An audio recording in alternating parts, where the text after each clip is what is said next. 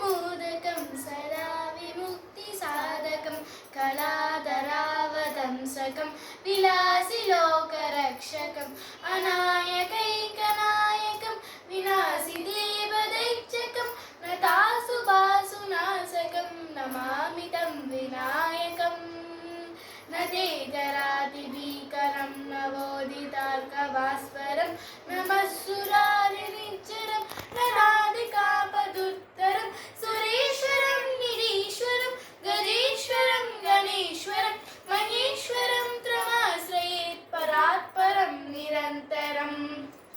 समस्तलोकशङ्करं निरस्तदैत्यकुञ्जरं दरेतरोदरं वरं वरे भवत्रमक्षरं कृपाकरं क्षमाकरं मुदाकरं यशस्करं नमस्करं मनस्कृतां मनस्करोमि भास्वरम्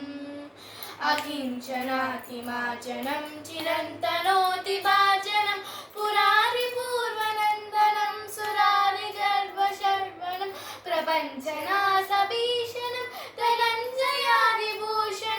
कपोलदारवारणं भजे पुरारवारणम्